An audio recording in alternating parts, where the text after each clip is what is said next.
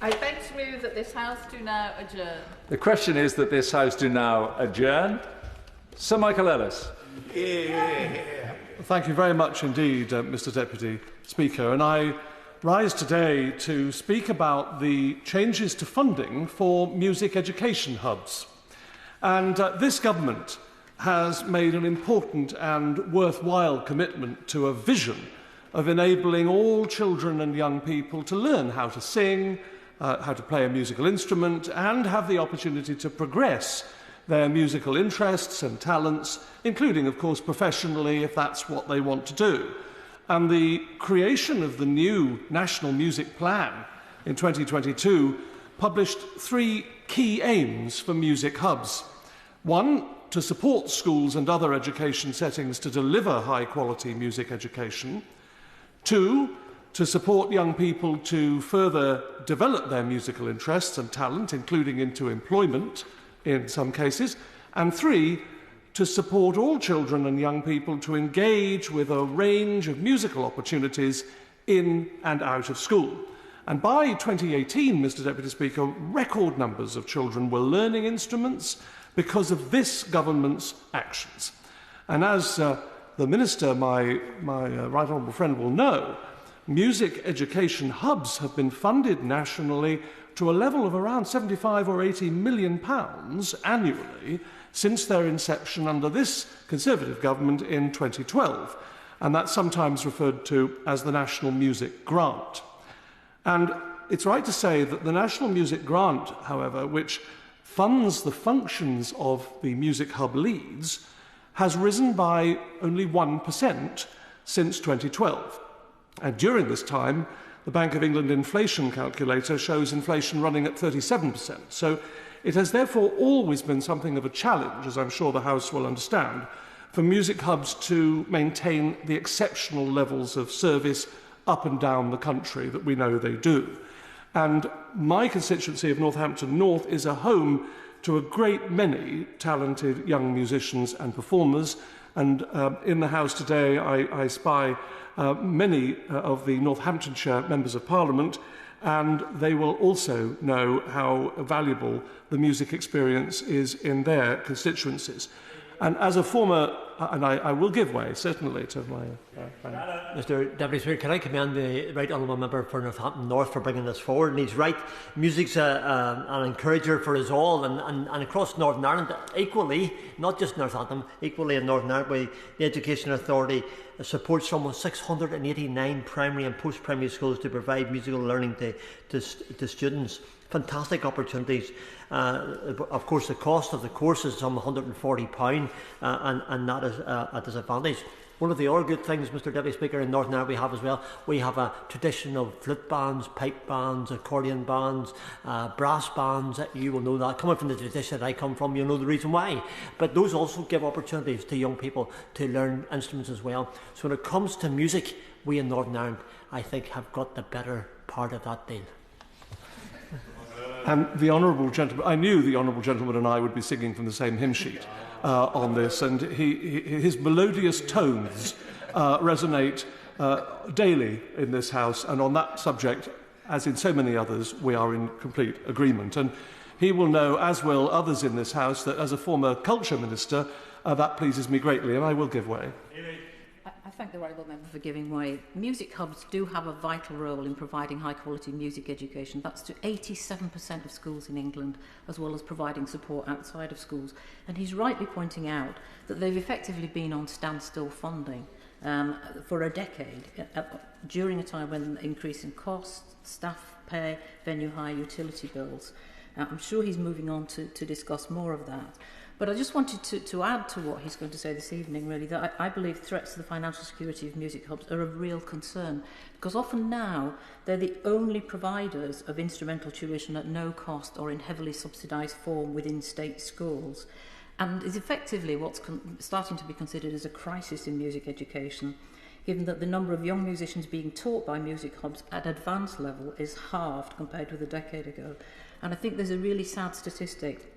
There are now 20,000 fewer state school bands orchestras, ensembles and choirs than they were 7 years ago. So it's timely, it's very timely to look at this. Does he agree with me that by not addressing the issues around funding, and I hope he's going to come on to that, the government does risk losing music teachers, musicians and audience members, as well as failing to give children an access to an activity which holds so many benefits for their academic, social and emotional development? Well, I'll be coming on to the funding aspect now, but of course she speaks of the value of music, and that is of course the point that I am making. And many schools, I would add, serving my constituency and other constituencies in Northamptonshire, for example, offer tremendous music education.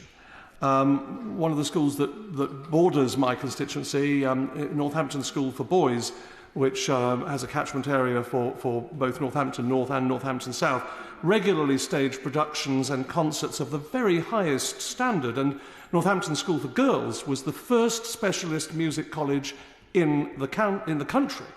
Malcolm Arnold Academy have a very strong music basis, as one can see from its name, and Ofsted have described the quality of music provision at that school as exceptional.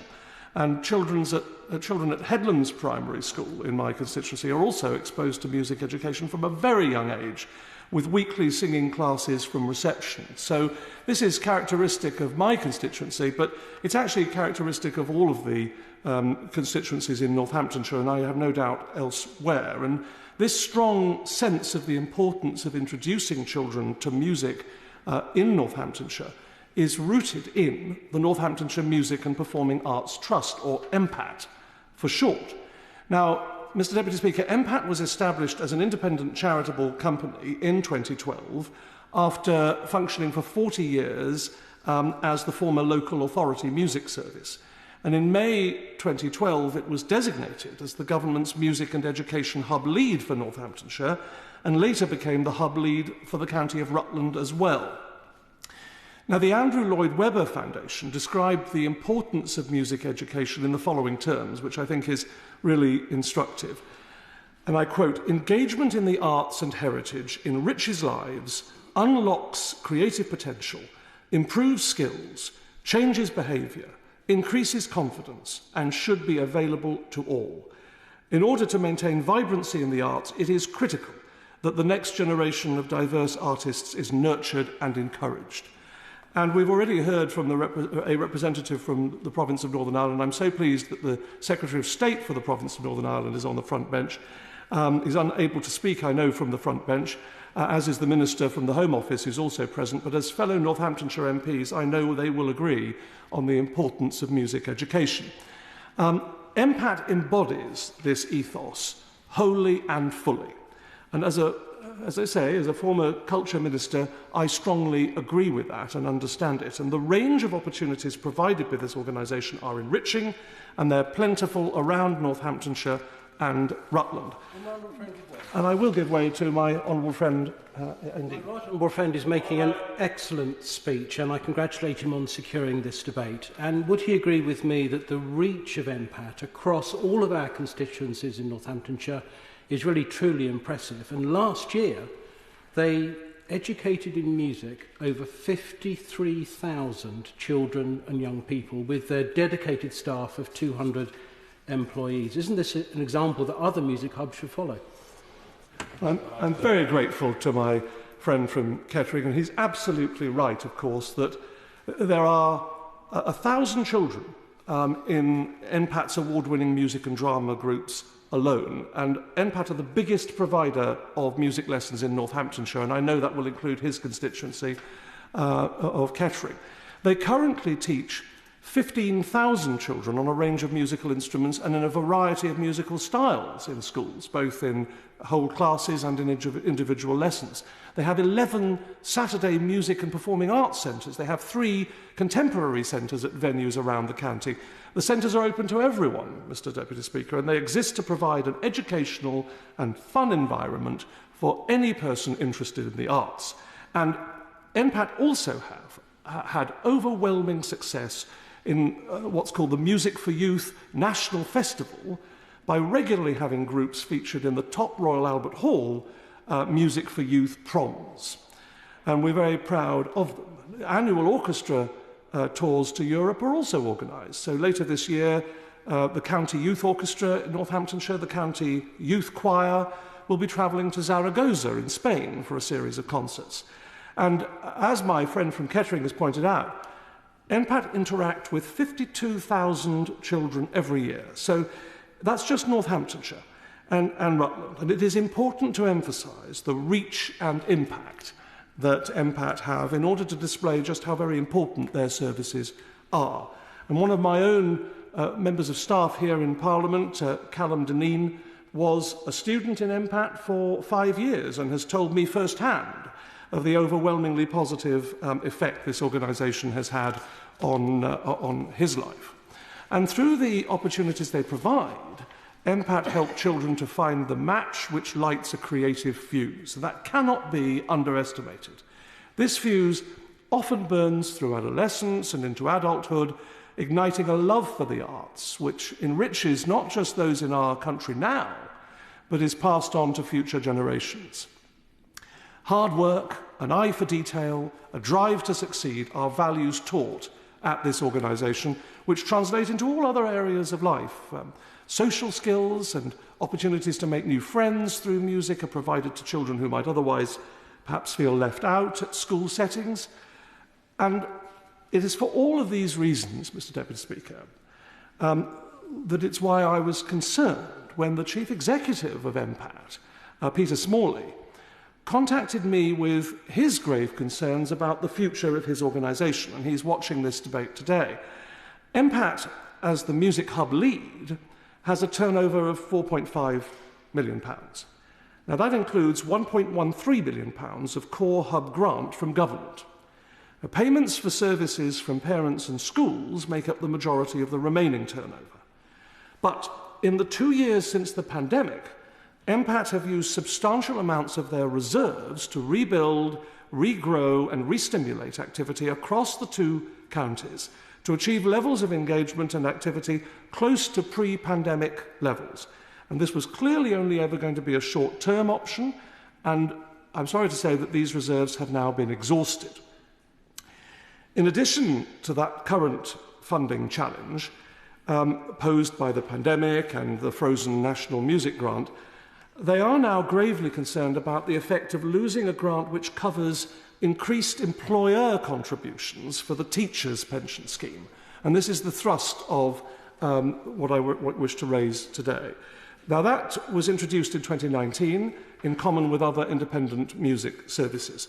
This grant was worth £210,000 per annum to NPAT, but it finishes in August of this year.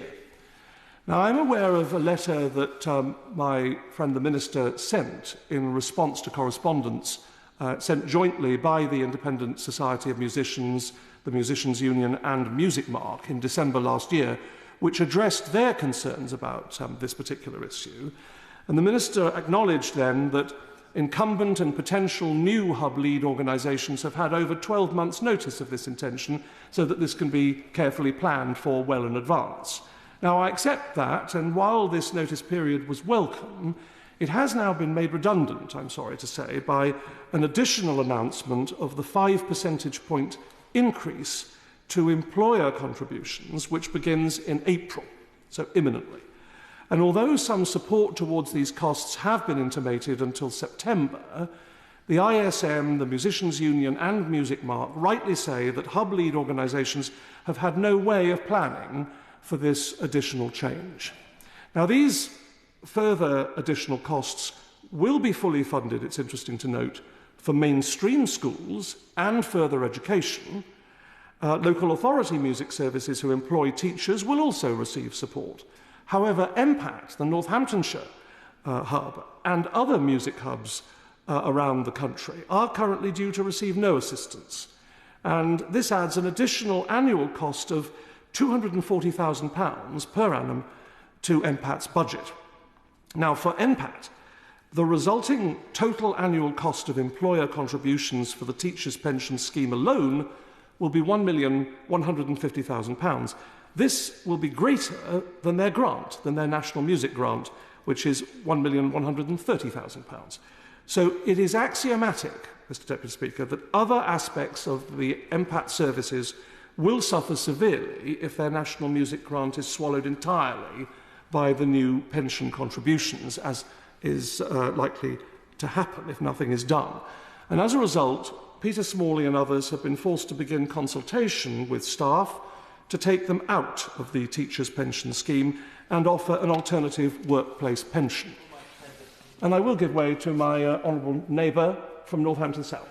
Thank you so much, my right honourable friend, for giving way. We've both been very strong supporters of MPAT, and I visited again recently, wrote about it in the local newspaper. DfE and government have encouraged flexibility and autonomy in music partnerships. It's better for all schools to be covered and for teacher skills to be utilised. And that works, but it only works if it's done fairly. And that challenge to fairness, as he eloquently describes, has come through the teachers' pension scheme. Does he agree that it would be quite wrong for music partnerships not to be able to offer their teachers reaching right across state schools in, for example, Northamptonshire, the same pensions as their less peripatetic fellow professionals? He makes a powerful point, and as he rightly says, he has been a powerful advocate for MPAT, and I'm so pleased that he's here and supportive. And I think would my honourable friend give my friend from Col Valley in Yorkshire wishes to. I'd like to thank my honourable friend for giving way and thank him for securing this important debate. It's not just Northamptonshire impacted by these financial pressures on our wonderful musical hubs. It's West Yorkshire as well, and I'm very fortunate, Mr Deputy Speaker, to have Musica Kirklees in my neck of the woods. Nick Dolling, their musical director, has been in touch with me about this issue. Previously, they were led by the inspirational Tom Meredith, who produced a stream of talented young musicians for my local brass bands, choirs, Slough Philharmonic Orchestra, and many, many more, to the extent that we've got a world champion choir in my neck of the woods. Linley School Choir are world champions, led by Alison North. We've got the Mrs Sunderland Musical Festival and the Hayden Wood Music Festival in Linthwaite. So much musical heritage, but they are now worried about the exact financial pressures that my right honourable friend has announced. And can I just say, from West Yorkshire, we are with you on this campaign, and we look forward to hearing from the Secretary of State and the Minister. Well, I'm very grateful to my honourable friend, and of course he's right. Not only West Yorkshire, but counties up and down the country are affected in this way, and I'm very pleased that he's here and in agreement. But taking this system, this disruption further, is of course demoralising for the workforce. And what Peter Smalley and other heads of the hubs have had to do has that effect, because it carries the inherent risk of a talent drain and a recruitment crisis. And MPAT is also undertaking a full internal financial review to establish where cuts and savings can be made. It's inevitable, Mr Deputy Speaker, that some services currently being delivered will be lost, and costs for parents and schools will rise, perhaps by as much as 20%. It's become clear that this is a very worrying time for not just MPAT, but music education hubs up and down the country. I am concerned, not just for those hubs who are having to make difficult decisions, but also organisations who perhaps might not be fully aware, actually, of the details of the changes which are about to occur. Music hubs making cuts to their budget, which reduces services and outreach, is a situation which we shouldn't allow to occur because of the very important impact that music education has. And it was my friend the Minister's predecessor, the Right Honourable Member for Bognor Regis and Littlehampton, who said, "I believe all children, regardless of their backgrounds, should have the same opportunity. And that's why it's so good to see that our music hubs are reaching so many." However, these changes are placing the viability of music hubs to succeed under threat. MPAT, as a hugely successful music hub lead, should be looking to expand on the children it interacts with every year, not be facing the unpalatable decision to make cuts to its services. And I'm aware that the Department for Education has confirmed that there will be some funding to cover the employer pension contribution, and that a formula is being worked on to agree allocations. So I'd like to ask the Minister, when he does reply in a moment, if he's able to provide more detail on that formula and whether NPAT can expect a grant to cover those costs. And it also strikes me, Mr. Deputy Speaker, that the savings made by this cost-cutting measure will be rather small, actually, in the grand scheme of things. According to Music Mark, the cut to the teachers' pension scheme allowance will only save His Majesty's government around £1.2 million. So in the grand scheme of things, the House may think that that is a modest sum. And furthermore, I'm told that it has been estimated that treating music teachers in independent music hub lead organisations equitably with school teachers by providing a grant for their pension schemes would only cost around £2 million annually. So I would ask the Minister, is the cost of what affects this policy change on MPAT and other music education hubs around the country worth those relatively modest savings? I will give way to... My right honourable friend continues with his excellent speech, and perhaps we can hear from the Minister what his thinking is behind the principle which my right honourable friend is highlighting. Why the government should fully fund extra employer contributions for teachers in schools delivering the government's national curriculum, but not fully fund the extra contributions for teachers employed to deliver the government's national plan for music education. Why is this such an important point of principle when the costs involved are so small? And I'm sure our friend the Minister has heard that, and I'm coming to my conclusion now, and the Minister will have an opportunity, hopefully, to address those points. And we cannot forget, Mr. Deputy Speaker, that music is a great addition also, not just to the, important as it is, to the welfare and the well-being of so many of our young people and people of all ages, but it's actually a great addition to the economy of this country. According to UK Music, the music industry's contribution to the UK economy in 2022 was £6.7 billion, and our UK music exports generate £4 billion. So our country's great cultural offering is clearly enjoyed by many people at home and abroad. In fact, British music is famous around the world, and we should be encouraging young people to contribute to the UK's music economy. So like any issue, Mr. Deputy Speaker, I choose to look at this matter proportionally. I would argue that the benefits of scrapping this grant do not outweigh the impacts, and I would respectfully request the Minister to be willing to look again at this matter and provide assurances to Peter Smalley, to MPAT and other music education hubs up and down the country that His Majesty's Government will do all it can to support their important work and that their outreach will not be adversely affected. Minister. Thank you very much, Mr. Deputy Speaker, and I congratulate my right honourable friend, the member for Northampton North, on securing a debate on this important subject and for what is an unusually well-attended adjournment debate, and thank all his colleagues, our colleagues from Northamptonshire, for being here. I also want to commend him as a former arts minister for the great work he did in that role, including his very important work on public libraries, but also on music. And I know music is a subject very close to his heart, as it is very close to the hearts of so many of us in this place, including my own. He mentioned my predecessor, our right honourable friend, the member for Bognor Regis and Littlehampton, and as he would often say, studying and engaging with music is not a privilege. It's a vital part of a broad and ambitious curriculum, and all pupils should have access to an excellent music education and all the knowledge and the joy that brings. And this is why music is part of the national curriculum for all maintained schools from the age of 5 to 14, and why the government also expects that academies should teach music as part of their statutory requirement to develop pupils' cultural development. Music, like every subject, is generally funded by schools through their core budget. And in the November 2022 autumn statement, we announced an additional £2 billion in each of 2023-24 and 2024-25 over and above the totals that had been announced at the 2021 spending review. And in July 2023, we announced an additional £525 million this year to support schools with the Teachers' Pay Award and £900 million in 2024-25.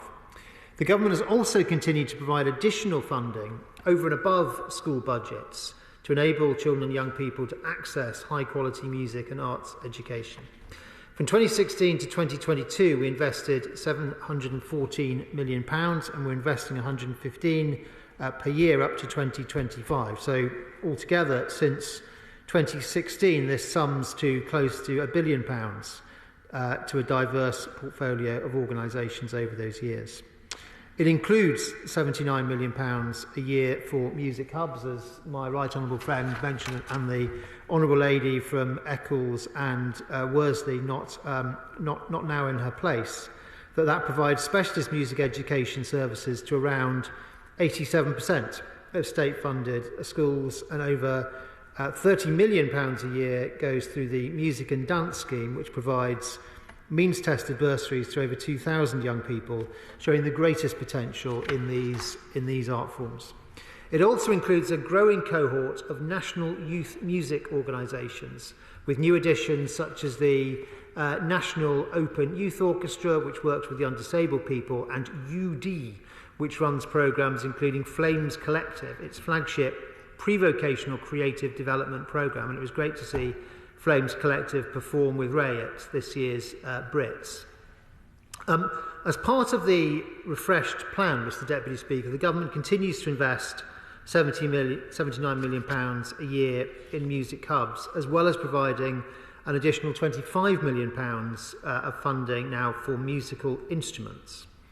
Now, regarding the Teachers' Pension Scheme, the TPS as it is commonly known, the Department for Education has secured £1.25 billion to support eligible settings with the increased employer contribution rate in financial year 2024-25. And that will mean additional funding of £9.3 million to local authorities for centrally employed teachers, including those employed in local authority-based music hubs. The department has now published the details of the additional funding for mainstream schools and for high needs, and for those local authorities with centrally employed teachers. I can also confirm, Mr Deputy Speaker, that the department is committed to providing funding to cover the increase in employer contribution rates for existing non-local authority hubs for the current academic year, that is until August 2024, and officials are working to agree the precise amount. Further details, including funding rates and allocations, will be provided soon.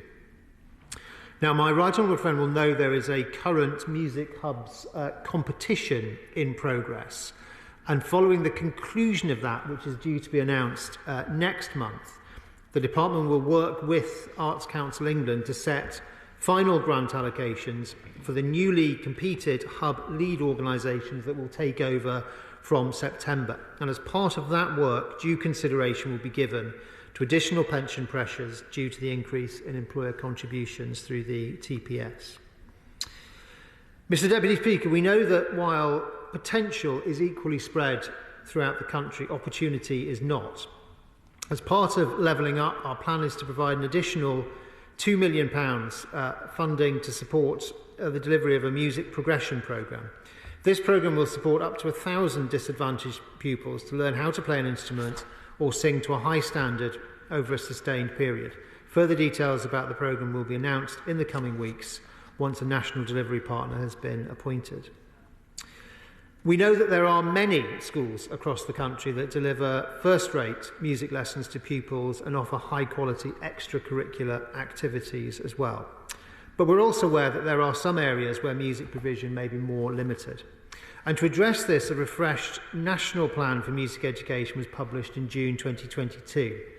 That plan clearly sets out the ambitions of the government to 2030, that every child, regardless of circumstance, needs or geography, should have access to a high-quality music education, to learn to sing, play an instrument and create music together, and to have the opportunity to progress their musical interests and talents. Could I thank the Minister for his response so far? And I think he's moving in the right direction, encouragingly. Does he recognise that NPAT have warmly embraced the publication of the Government's National Plan for Music Education, and the subtitle to that plan is The Power of Music to Change Lives? And is the Minister impressed with the reach of NPAT to over 53,000 children across Northamptonshire and Rutland? There can't be many music hubs that have that scale of reach. I echo my honourable friend's words about the power of music, and yes, I do join him in paying tribute to the great work of NMPAT. I don't have the statistics at my fingertips actually to know where in the table, as it were, those thousands come relative to others, but it certainly is a very impressive reach. Mr Deputy Speaker, the expectations set out in the plan, starting from early years, are unashamedly ambitious, informed by the excellent practice we see demonstrated by so many schools, music hubs and music charities around the country. As highlighted by Ofsted in their music subject report published late last year, we know some schools do not allocate sufficient curriculum time to music.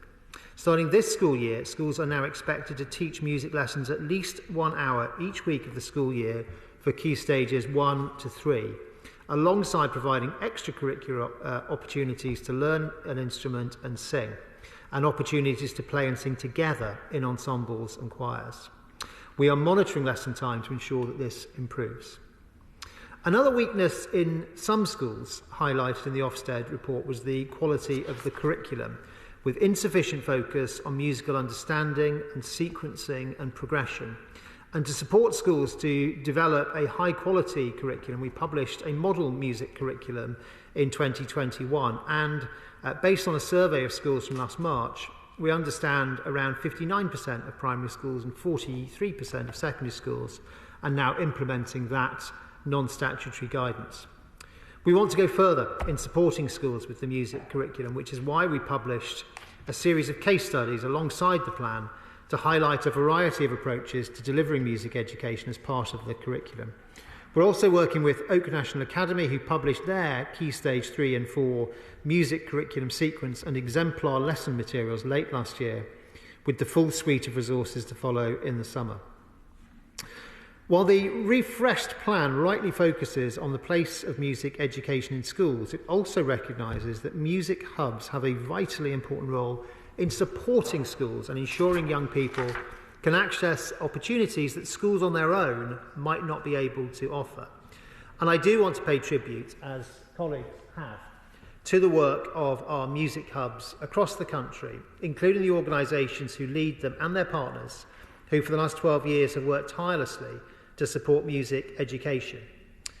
One such organisation is, of course, the Northamptonshire Music and Performing Arts Trust, who I was pleased to hear my right honourable friend speak of in such glowing terms, and I want to join him in thanking their Chief Executive, Peter Smalley, who I gather may be with us today.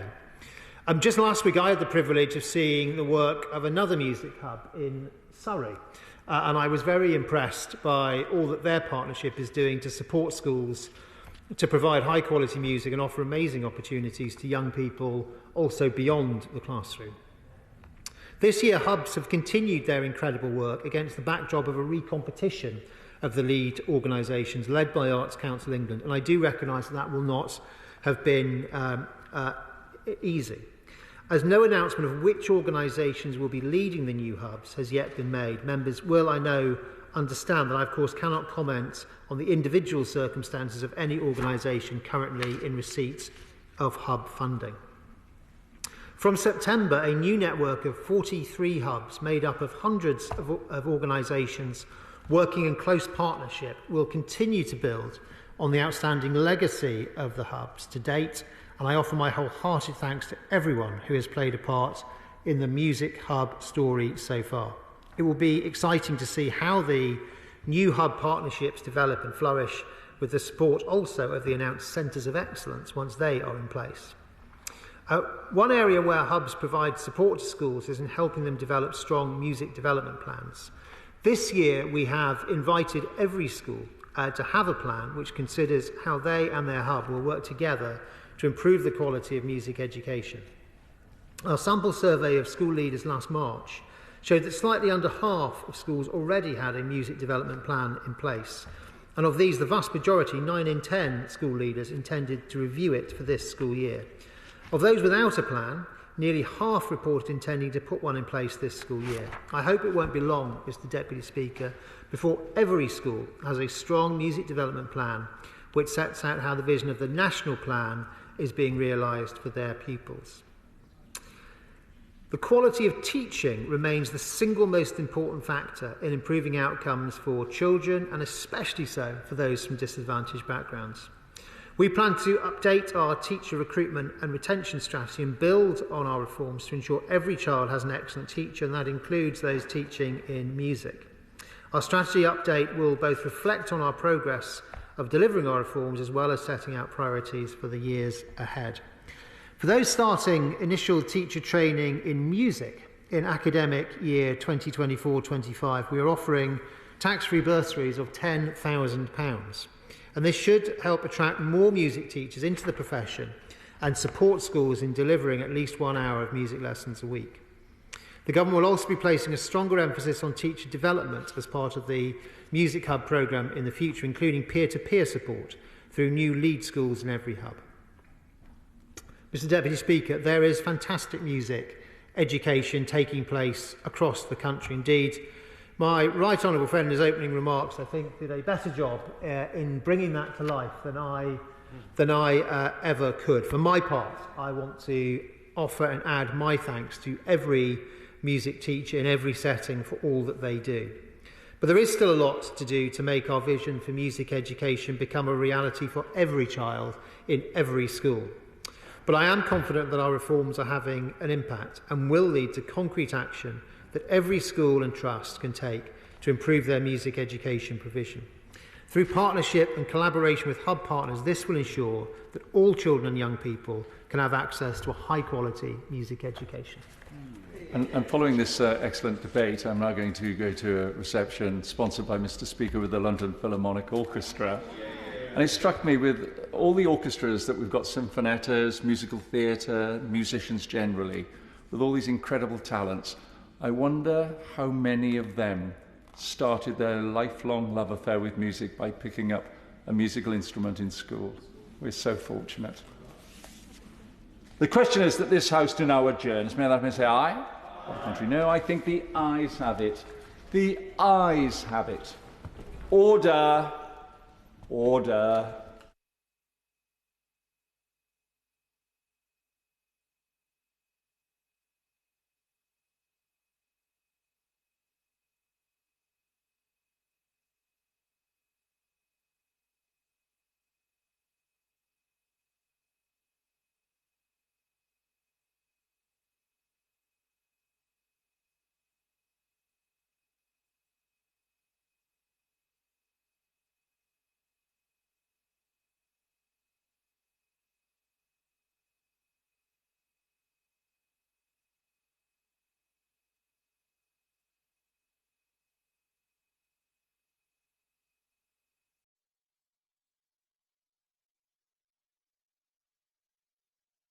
The proceeding has ended.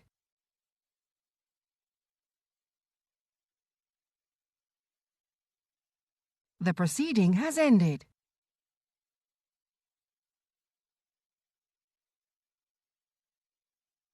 The proceeding has ended.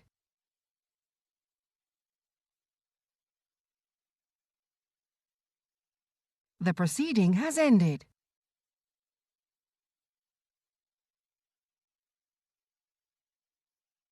The proceeding has ended.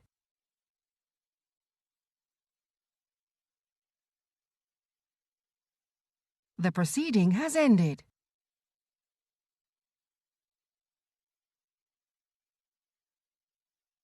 The proceeding has ended.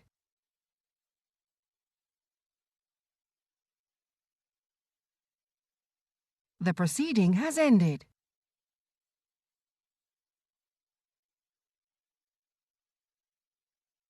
The proceeding has ended.